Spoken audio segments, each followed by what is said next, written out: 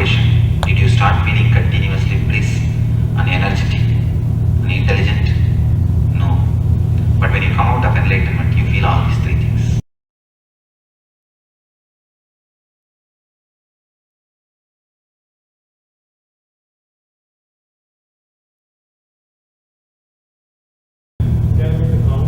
Yes. What you're referring to is endorphin, and endorphins are produced, but I don't think you can get this kind of feeling what you've described. And I was going through research. I'm a neurologist, I'm a brain scientist, and they have shown some waves on medium frontal lobe, which is a site what we call it as a limbic system hypothalamic amygdala syndrome, or that area of brain. And that is a very important area of brain that controls all emotions. And that is not altered by ganja or cheras or whatever drug you take outside. And that is fascinating to see that too. So, going back again, I don't think you can get that kind of experience by ganja or whatever, the external substance. Anyhow, nice. Of course, they are coming up with a lot of the other things also. And of course, I don't understand all these things technically, so I tell them all right, you explain. But yes. Pardon me for this question, that as ordinary human beings, how do we know who is a self-realized master and who is not? One thing, you don't even have to bother, just have a deep search that I wanted to have enlightened master. And if you come upon some fake person, if you come upon any person, go be near him, try to learn, try to be around him, try to check out. If he is enlightened master, automatically your heart will simply fall in tune with him. Your heart will be simply attracted. No intellectual analysis can help. Your heart will simply be attracted to him. And if he is not enlightened master, you will learn how to discriminate between the fake and the real. Even that lesson is worth learning. If he is a master, you will simply surrender. If he is not, you will at least learn the technique or the methods, scales through which you can separate between, you can understand between fake and the real. Even the lesson is worth learning. Go around and search.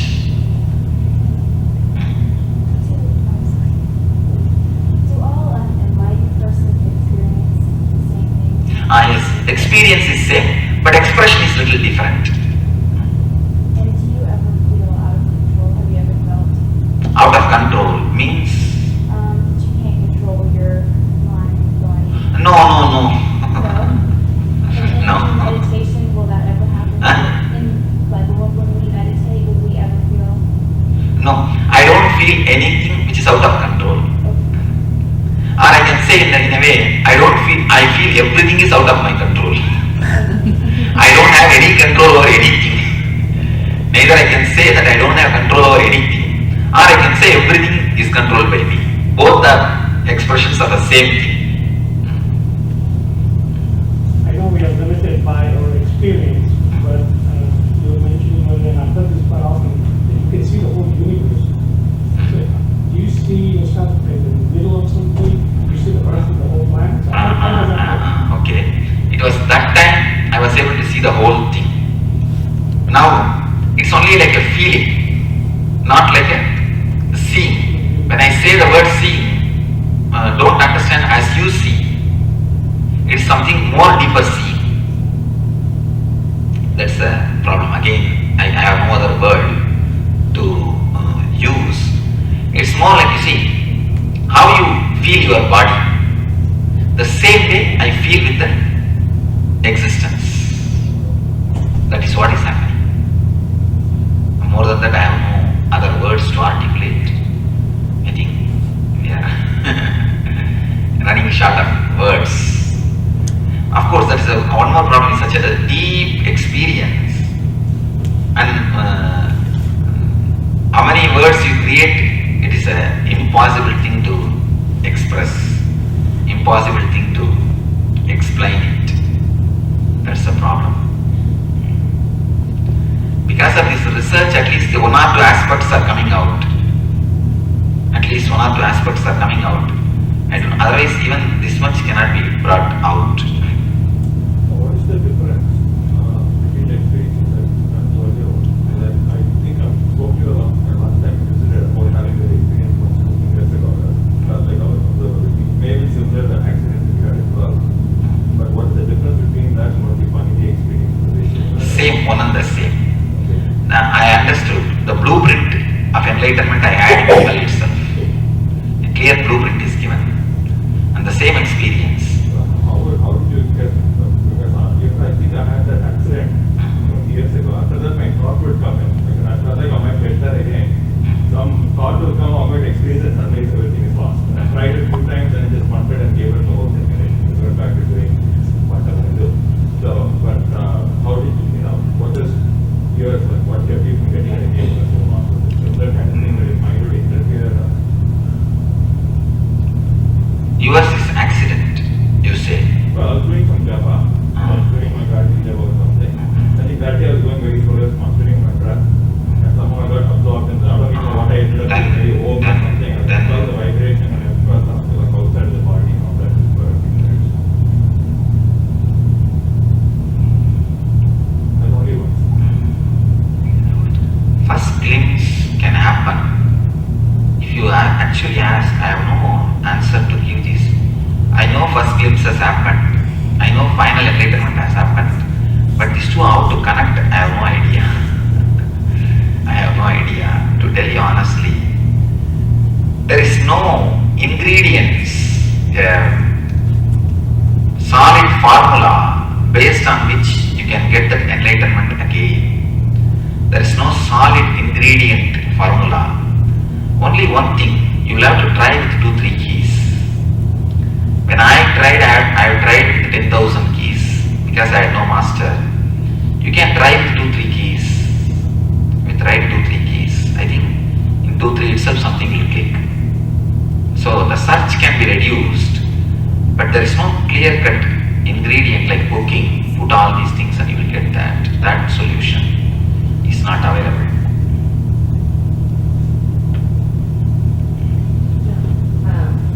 I keep wondering, like the experience I had yesterday, and I just want to ask you, but when we did the throat chakra, but I had this experience, all of a sudden, when I was just jogging or jumping or whatever, I feel like my feet are like out of the ground, like it's just flying. And then they made me to sit down, and I start moving. I could tell that I'm moving my neck, but at the same time I'm also conscious. No, I have to stop it, but I just couldn't. Your ego has interfered in the time of meditation. The problem is, ego is one of the important enemy for meditation. You have started, one side you want to stop, the other side you started thinking, I'm having some big experience.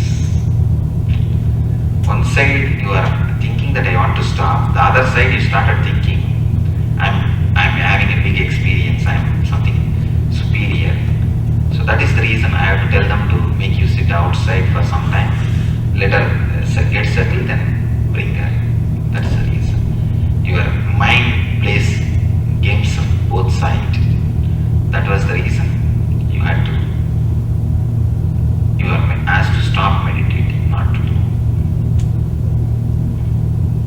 You didn't have Sense of time, not as you have.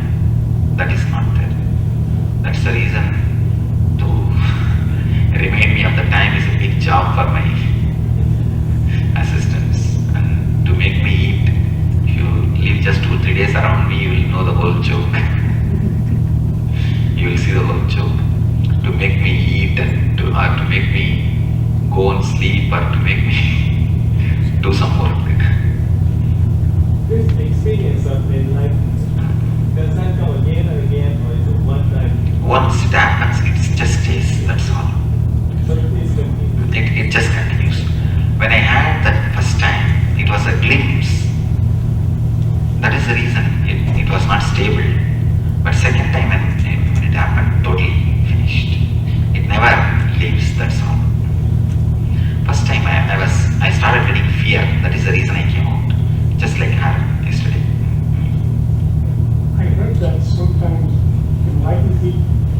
also won't come back. There's some attraction or something. Is that true? Enlightened people. Want to go back the reverse way? No. It can never happen.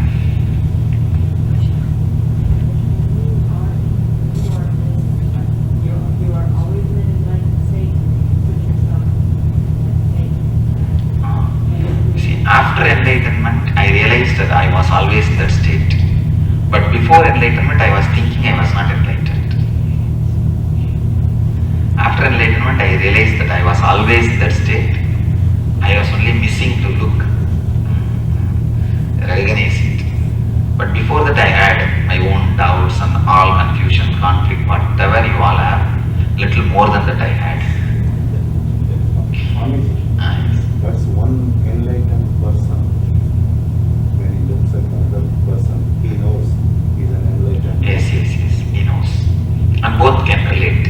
Okay. Relate. Yes. There are thousands of people who are enlightened on the planet Earth are living on the planet Earth. There are thousands of masters living on the planet Earth. Nobody is higher, nobody is lower. In enlightenment, everybody is one and the same. Expression differs.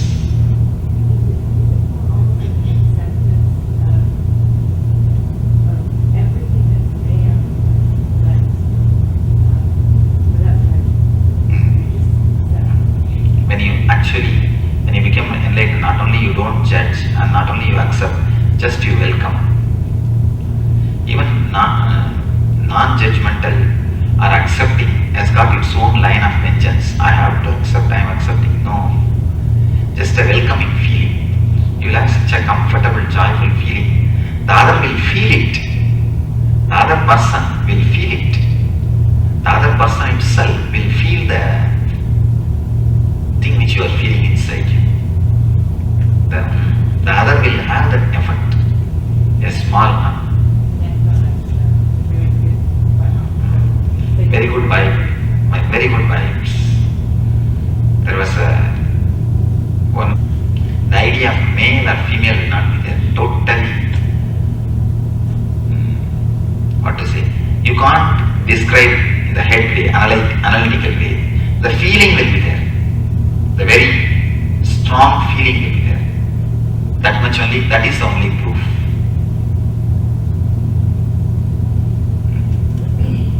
Swamiji, he did not have formal education. He said earlier, like he ran away from home. But I did little bit of it. Little bit I studied, but yes, you put your question. Then you have mastered the scriptures, Sanskrit language, you mastered the English language, which was foreign to you. When did you do it? Is it after enlightenment or before? Yeah, I am somehow managing with my broken English to say I am mastered. See, I studied a bit in my mother tongue. What they say, the diploma after 10th SSLC, 3 years. In India it is 3 years. That time itself, in the gap holiday time, I ran away once. And the moment I finished only, ran away once for all. I studied that much in my mother tongue. To tell you honestly, I never studied Sanskrit or English. I had no time. All the time I was meditating. Maybe before the enlightenment, 1 or 2 books, simple books I studied to know about Upanishad and all those things. After enlightenment, a little bit of reading and it started coming.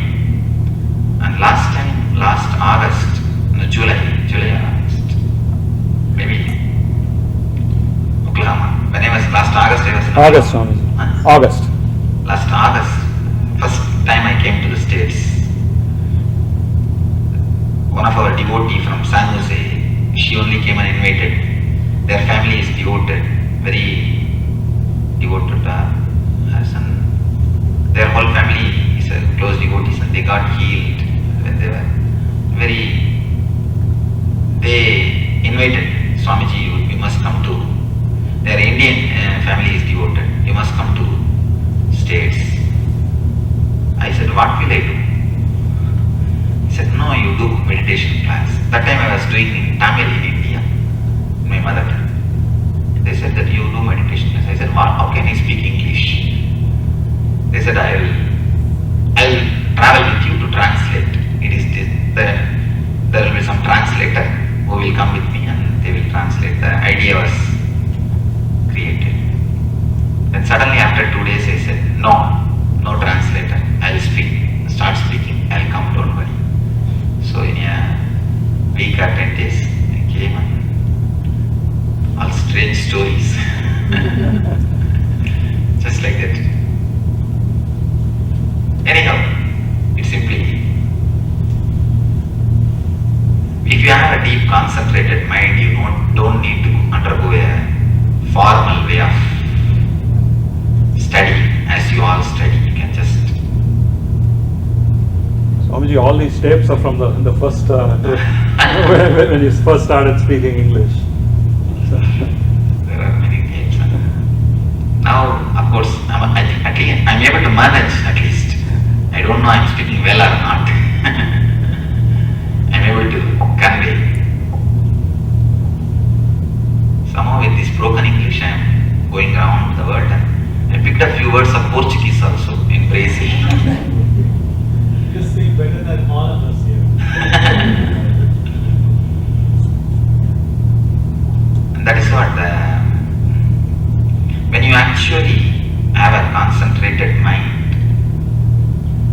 understand this one thing, this will be helpful for you. For example, there is a big library. If you have the freedom to go from one rack to another rack, you can go to any rack and access any book. But if you are attached to only one subject, either for philosophy or spirituality or psychology, you will be just glued to that, you will be just black only with that subject. You will never go to any other racks, any other information. If you are in your memory also, your memory is just like a library. If you are emotionally attached to one subject, one memory, you will not have freedom to access all the memories. The moment you are emotionally free from memories, you will have total freedom to access any memory you want. You can bring any CD and start playing. Only thing, you need to have emotional freedom from memories. Any memory, when it raises, it should not create a deep emotional bondage, either hatred or greed for that memory. We brought up the question of memory in this question here. After your enlightenment, you find yourself being aware of your previous births, with English and things like that available and previous births and positive memory. Now it is going, I think, too deep.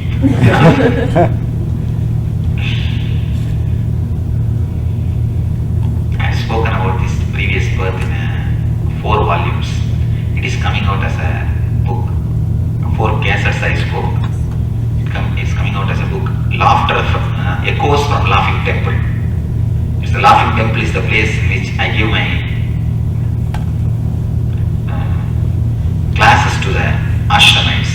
I have spoken extensively, and these guys went and verified in all the places, and all those references are coming. Read that book and you will get the details. Now we don't have so much of time to discuss, but I have spoken about this previous birth and all those things.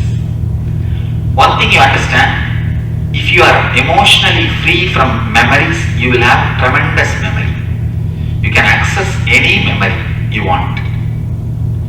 And people who are living around me, and if you ask them, they will tell you, I have no time to read. Practically, I have no time to read.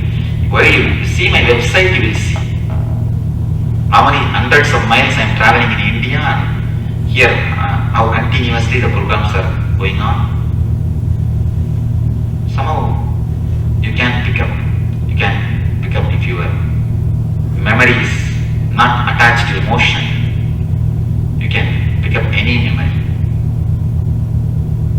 Okay, yes. One last question. Won't bother you again.